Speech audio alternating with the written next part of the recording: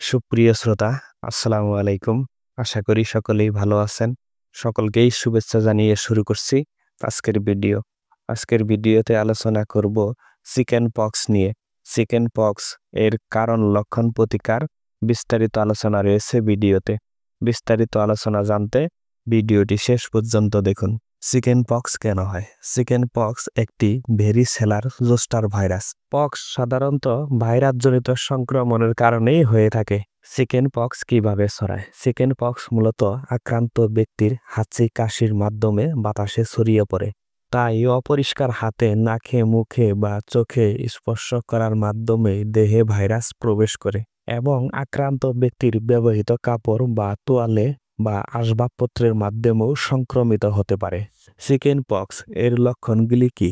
Chicken pox এর আক্রান্ত হওয়ার 10 থেকে 21 দিনের মধ্যে লক্ষণগুলি প্রকাশ পেতে পারে। যেমন প্রাথমিক লক্ষণগুলি হচ্ছে হালকা জ্বর, ক্লান্তি, দুর্বলতা, মাথায় ব্যথা। পরবর্তী লক্ষণগুলি হচ্ছে চুলকানি, লাল ফুসকুড়ি, র্যাশ, যা মুখে, পিঠে বা পরবর্তীতে সারা শরীরে ছড়িয়ে পড়ে।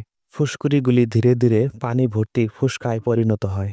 সঙ্গে 101 থেকে 102 ডিগ্রি পর্যন্ত জ্বর হয় এবং শরীরে প্রচণ্ড চুলকানি হয়।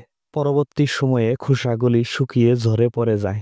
চিকেন পক্সে আক্রান্ত ব্যক্তি মূলত 7 থেকে 10 দিনের মধ্যেই পুরোপুরি সুস্থ হয়ে যায়। চিকেন পক্স সাধারণত মারাত্মক কোনো রোগ নয়, তবে চুলকানি এবং জ্বরের জন্য সঠিক যত্ন নেওয়া প্রয়োজন। যেমন রোগীকে পর্যাপ্ত বিশ্রামে থাকতে হবে, স্বাস্থ্যকর খাবার খেতে হবে এবং পর্যাপ্ত পরিমাণে তরল খাবার খেতে হবে। রোগীর কঠিন অবস্থা হলে ডক্টরের সঙ্গে যোগাযোগ করে কিছু মেডিসিন সেবন করা যেতে পারে। যেমন জ্বর এবং ব্যথা কমানোর জন্য প্যারাসিটামল জাতীয় মেডিসিনগুলি সেবন করা যেতে পারে এবং শরীরে অস্বস্তিকর চুলকানি কমানোর জন্য কিছু অ্যান্টিহিস্টামিন মেডিসিন সেবন করা যেতে পারে অথবা কিছু অ্যান্টিহিস্টামিন জাতীয় লোশন ব্যবহার করা যেতে পারে।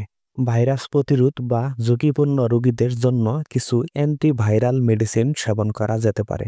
যেমন অ্যাসাইক্লোভির বা ভাইরাক্স মেডিসিন সেবন করা যেতে পারে। তবে মেডিসিনগুলি সেবনের পূর্বে অবশ্যই একজন রেজিস্টার্ড চিকিৎসকের পরামর্শ অনুযায়ী সেবন করতে হবে।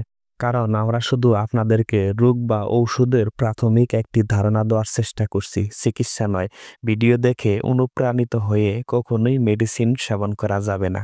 আমাদের ভিডিওগুলি ভালো লাগলে প্লিজ একটি লাইক করুন। প্রতিদিন মেডিসিন বিষয় ভিডিও পেতে জেএস ফার্মা চ্যানেলটি সাবস্ক্রাইব করুন অথবা পেজটি ফলো দিয়ে আমাদের পাশেই থাকুন। আমাদের ভিডিওগুলি আপনাদের মূল্যবান সময় দিয়ে সম্পূর্ণ দেখার জন্য সকলকেই জানাচ্ছি অসংখ্য ধন্যবাদ। ভালো থাকুন, সুস্থ থাকুন, ডক্টরের পরামর্শ অনুযায়ী ঔষধ সেবন করুন, সুন্দর সুস্থ জীবন গড়ুন।